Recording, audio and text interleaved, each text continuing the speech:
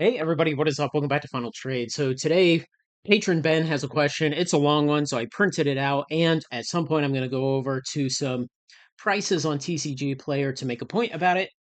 Hey Craig, Spider-Man collector booster boxes have now reached 590 on TCG Player.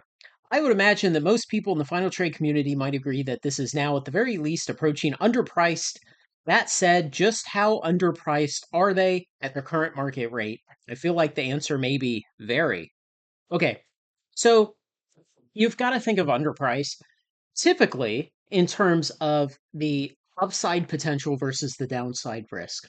So, how much further do you believe it could fall? And yeah, I did not think Spider-Man collector boxes would fall this much, and yet here we are. So, they've definitely exceeded my expectations in terms of how much they've fallen so far. And yeah, I think they are underpriced. I think what we're seeing here is the TCG expansion life cycle. And the way we can think about that is we can come over here to TCG Player and we can look at the prices. So we see this big drawdown in price as we get closer to release day, which is going to be what? Friday of this week is the full release. Now, is this the TCG expansion life cycle or is it a market meltdown? Because my theory is it's just the TCG expansion life cycle. So we can look at some other products. Pretty much sideways in the last week, jumped up and then came back a little bit in the last week, sideways in the last week, up ish in the last week, sideways, down. That's interesting. Down for Final Fantasy. Another interesting one, but it kind of had the best performance of any Magic product ever. So the fact that it's retraced a bit, it's hard to read a ton into that, though the vertical scale here is 350 $400. So yeah, that is some decent movement. Bloomborough flat. Foundations up-ish to flat. Doctor Who flat. Innistrad Remastered, flat for several weeks overall. Let's see, what's the vertical scale? About 20 bucks in between these ticks here. And finally, Avatar, flat. In fact, I had come in and I had looked at the data here, and it's been selling at 888 for, golly, 12 days now? Okay. Um, so the point I'm trying to make with all of that is that it does not really appear like the entire market is melting down. Okay. So if Spider-Man collector booster boxes have fallen precipitously in the last week, 10 days, 2 weeks, 3 weeks, whatever it's been, it's more likely that it's the TCG expansion life cycle than that it's some kind of massive meltdown. Okay. Now, is it underpriced? Again, that comes back to how you evaluate risk. And something I always talk about is that uh, risk tolerance is subjective and it's personal. And so everyone is at different age or at a different point in our career, in our life, in our wealth building, in the amount of responsibility we have, the amount of financial responsibility that's placed on us, everything else. And so the risk tolerance that any particular person can stomach is different person to person. So it's maybe to me, these feel like, yeah, they're kind of underpriced. And maybe to this gentleman, Ben, they feel like they're very underpriced. And that would be okay. Neither of us would be wrong. And it's just that we may have different appetites for risk. Now, I will say, yeah, I personally feel like they're underpriced because they've come down several $100s. We're in a climate where uh, standard expansion universes beyond collector boxes can command $800 at release, which Final Fantasy did. And for anyone saying this ain't no Final Fantasy, guys, Spider-Man is tied at the number 2 and 3 slot for the best performing collector box at this point in its lifetime. It's tied with such terrible products as the Lord of the Rings collector box. So it's literally tied for second place behind Final Fantasy. So it's not doing bad. Okay. So the fact that maybe we feel like it's a little too cheap right now is a buying opportunity. So he goes on, he says, that said, I've only been consistently buying sealed product for about 2 years. Am I missing something? If so, what? Yeah, I think back and I thought a lot after I read this question this afternoon. I thought, what is the worst performing collector box we ever saw? And I think it was Dominaria United because there was all the hype about the Lost Legends. It ran up to $290 pre-release and then it crashed down to 140. So it lost over 50%. That's the worst thing we ever saw. And it was really a case of the market hysteria just being way too crazy. The Lost Legends cards were not worth more than about $5 of EV in every collector box. And yet the market bid the price of the boxes up over $100 what a standard expansion collector box was going for at the time. And so it was an incredibly irrational response to the Lost Legends hype. And then the product crashed, like you would expect. I don't see the same kind of thing with Spider-Man. So I don't think you're missing anything. I think this is just a case of the TCG expansion life cycle doing what it generally does. You get close to the release date of a product, more and more sellers get the physical product in their hand. They start to put it up for sale more and more, even if they don't quite have it in their hand yet, will feel confident in placing boxes they don't physically hold up for pre-sale. And more of the buyers will be coming along too, but the number of sellers bringing product to market will outweigh them. You will always see the prices falling at this point, and it's a stampede to the exits for the sellers. They're trying to get out from under the product because you have to remember most of the sellers are card stores who are on 30 or 60 or 90-day terms. They have to turn the product so they can pay for it, so that they can keep their accounts, so that they can get the next product, so they can try to hold on. And so the selling pressure will greatly outweigh the buying pressure on any typical product at this point.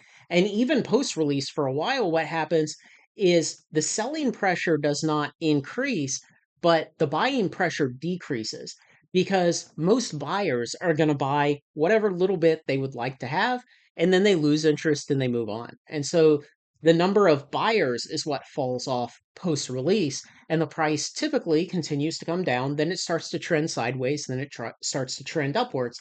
And that's on collector box products like this, where you only have one print run ever. On a play booster box where they print to demand, yeah, you can have a lot of sideways turbulence. You can have dives up and down, depending on what the reprint environment looks like over the supported lifetime of the product. If not, at what point does it become too cheap not to start buying more than my typical positions? Yeah. So something that I always preach on Final Trade is you have to be unemotional to the best of your ability. And so I always tell people cast a wide thin net, buy a equal amount of every product that you have long-term conviction in, every release of every expansion of those products. For me, it's some amount of collector boxes for every Magic expansion, it's some amount of booster boxes and ETBs for every Pokemon expansion. You just buy it blindly. And in the long run, it works out really well. On the short timeline, it can feel kind of bad because you end up buying battle styles. You end up buying Streets of New Capenna. You end up buying Kaldheim, things like that, that are down below wholesale prices, maybe for years, and don't start to perform until much later in their life. But you also don't miss out on things like Evolving Skies and Final Fantasy and Lord of the Rings Special Edition and stuff like that. So when should you start thinking about buying a little extra beyond that? Because that's the other side of the equation that I talk about is beyond unemotionally buying a set amount of every product that you're into is look for the best opportunities to deploy a little more capital into things that you really have conviction on. And again, this is very personal and subjective. So if you believe that this is heavily underpriced at this point at 570 or whatever it is tonight, maybe that's the point that you buy a little extra. But you should be measured in that response. If you would typically buy 4 or 6 collector boxes, maybe you buy one more. If you typically buy 6 or 8, maybe you buy two more.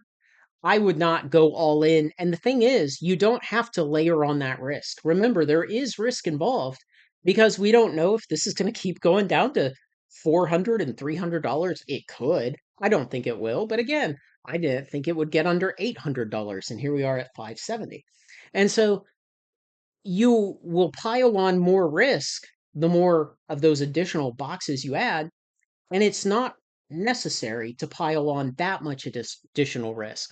And so, like I always say, amongst many other things I always say that I'm repeating in this video, is there's always more opportunity in the TCG market. There's always another release, another expansion, another product.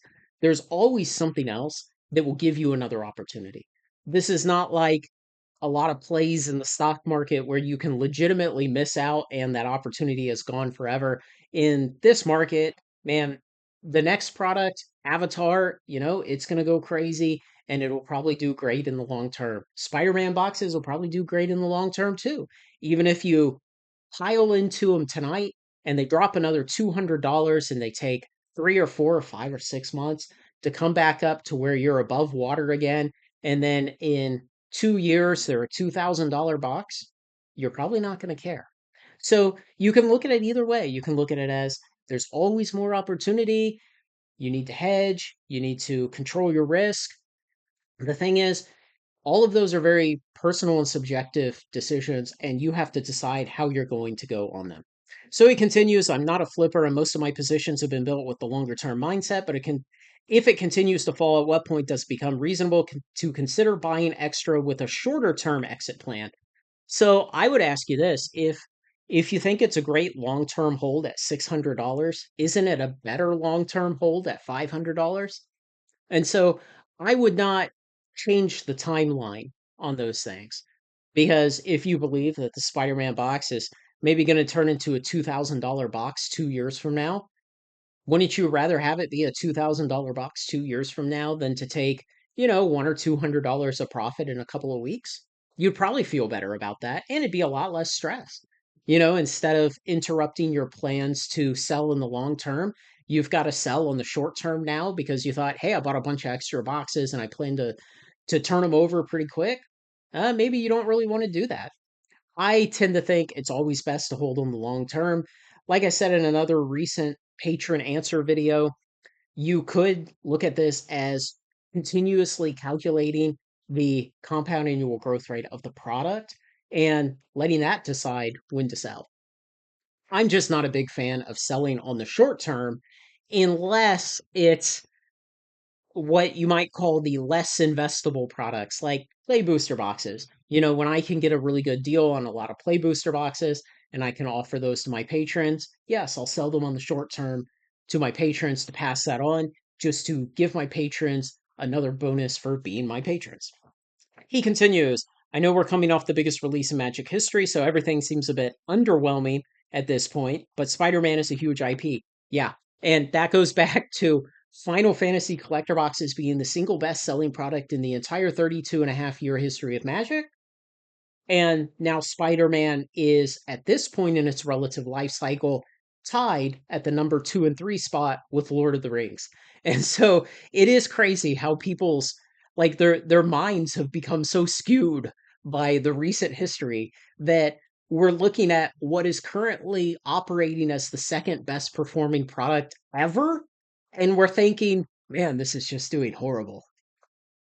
Something inside me is telling me that if it weren't for Final Fantasy, this set may be viewed quite differently. Yeah, people would think this was the most amazing thing ever. They would see, if it weren't for Final Fantasy, what we would see from the data videos is that the performance of this product was tied for best product ever with the performance of the Lord of the Rings collector boxes. So, yeah, people would be viewing it a lot differently.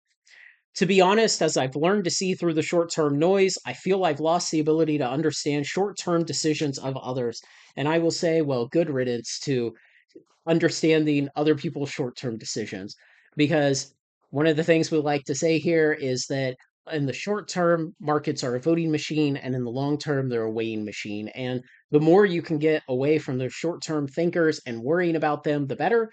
That's why every single product from every expansion, when you hear every opinion about it and every opposite opinion about it, that it's too good, it's too bad, it's format warping, there's no good cards, it's too expensive, it's too cheap, the pools are too difficult, the pools are too easy.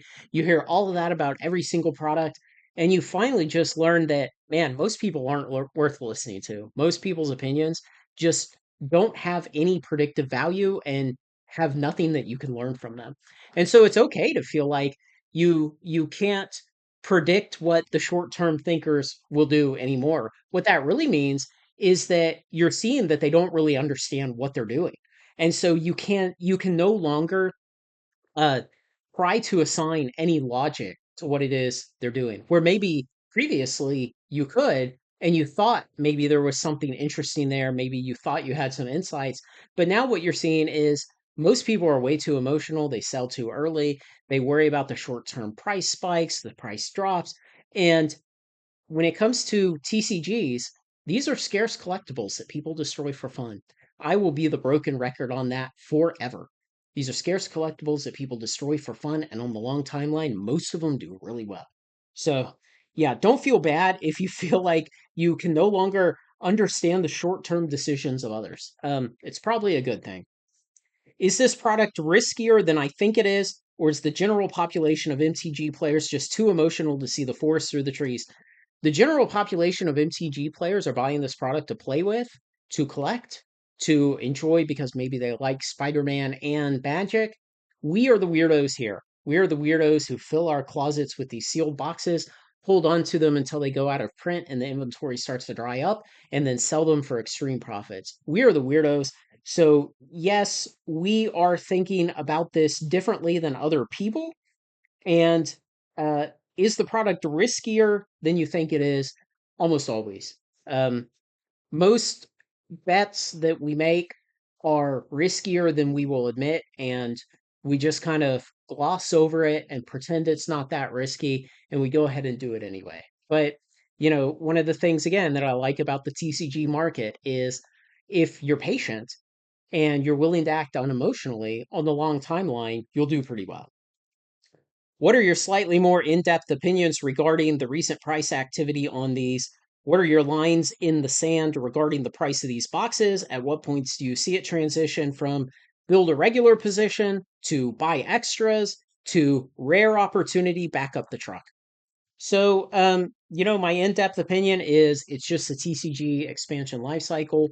It's pulling the price down as more and more sellers are flooding in the market to try to lock in the profits they're getting off of these boxes. I think it could fall 100, $200 more. Who knows? Maybe only $50 more. Maybe it stops falling tonight. Maybe it falls through release week and then it starts to go up. Maybe it takes a month to go up. Maybe it takes 6 months to get back even with where it is today. I don't worry about those things so much because, again, I'm here for the long term. And I think about all of this as I'm going to be more patient than almost everyone else in the market. I'm certainly going to be way more patient than the average other market participant. I will outlast them. My boxes will be around long after they've sold theirs, and the supply will far lag the demand for the boxes far into the future, and that I'll do really well no matter what. So I don't worry about that short term stuff. I don't worry that, hey, my average basis costs on these products is I think 615, 620 for this box, and now the market price is 570. When would I think about buying more? I don't know, 550, maybe 550. Again, it just comes down to looking at the market, looking at the depth at that those prices, looking to see if there are any gaps up soon. If there are gaps up soon in the price, I might go ahead and buy, expecting the price trend to reverse and start going back up. But if I look at the market depth and I see $565 for the next 300 boxes on TCG Player, well, gee, everybody's going to keep fighting each other a couple pennies at a time, undercutting, trying to get the next sale, and they're going to fight each other down. I'm going to close the tab and come back in the morning and see what they did overnight. So again, for me, it's like I've already exceeded what a normal position would be for this product, so I'm less interested in buying more unless I feel like, hey, it's a really good price. But I have other considerations right now. I'm working on getting into a store in the next couple of months, so I'm trying to not go crazy spending all my cash because of that. So hopefully this helps. Hopefully the biggest thing I want you to take away from this is that a lot of these questions, the answers are personal to you and they are subjective. And so when it comes to thinking you're seeing a wonderful opportunity in the market, you have to decide based on your own criteria of acceptance, of capital management, of how long do you plan to hold, how well can you stomach going underwater? And I know Ben here said that he's only been in this hobby for about 2 years. Man, if you had been around during 2021 and 22 and 23, you would have a steel stomach because virtually every collector box during that period came out, fell below wholesale, fell another 20 or 30 or $40, maybe fell another $20, and then trended sideways basically for years. And so having gone through that experience, you learn to just trust in the long term. Because now we've seen even the worst collector boxes from that era, like Call Time and even Streets of New Capenna, start to have life as the inventories left in the world dry up. And one thing that we've learned since 2023, from 2023 on collector boxes, is that the print runs were slashed very, very deep. And so far, we don't see any evidence that they've crept back up too much. So if you had gone through that experience of buying boxes like this and sitting on them even or underwater for years, then you would not even be sweating this. And so um, don't worry about it. If you think it's an exceptionally good price according to your risk tolerance, go ahead and buy some extras. If not, there's always more opportunity. We're going to have Avatar the week before Thanksgiving. We're going to have Lorwyn Eclipsed, I think, is the next one. You know, there's always more Pokemon releases, and maybe you're into any of the other games that are out there. So hopefully that helps. Hopefully that gives you some guidance. If you have any follow up questions, send them to me on Patreon. Let me know what you think, guys. Thanks to everyone who makes this content possible, especially my very generous supporters on Patreon, like Ben, who asks these great questions showing that he's 90% of the way there already. And I don't have to train him up from the beginning. I get to just guide him along final part of the path. Like, comment, share, and subscribe, and join me on Final Trade. Buy a hat.